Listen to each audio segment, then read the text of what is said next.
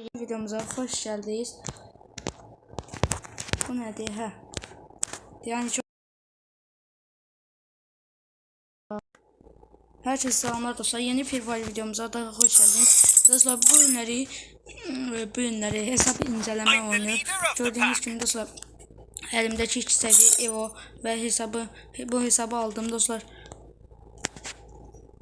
Def kimi hesapdır dostlar. Bakın. Ev ki aldım bu hesabı. Prem 2'dir dostlar. Kasa size göstereyim. 107 kasadır dostlar. İfadeler 16 boz. Dostlar bunlar da koleksiyon yatdı. Çantalar yatdılar bakın. Hesap yaxşı hesapdır.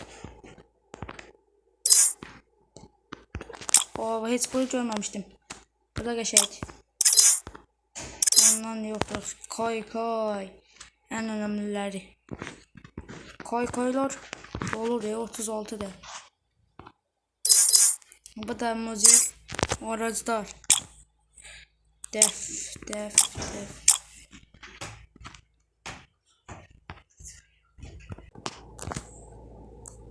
Dostlar bu maşınları göstərdik sizə. Keçək motosikletlərə. Yaxşıdır. Bu qalsın məncə. Of buna bakın dostlar. Bəs buna bakın. Bu.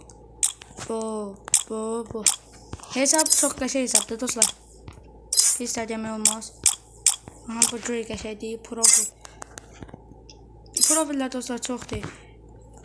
Kurtarmaz profiller.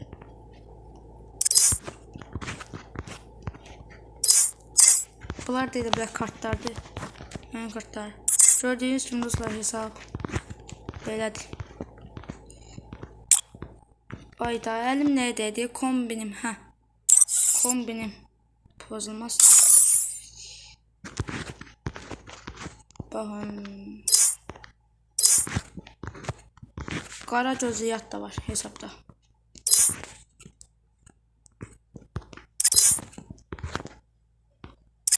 Dostlar köynəyə bakın, ürəyə bakın. Bakın gördüğünüz ürək nə qarır. Ürək kalbim atıyor. Dostlar sağ olun, salamat kalın. Bu da bizim hesabımız. Oyun videosu gelecek dostlar bir günə. Sağ olun dostlar. Salamat kalın. Özünüze yaxşı baxın.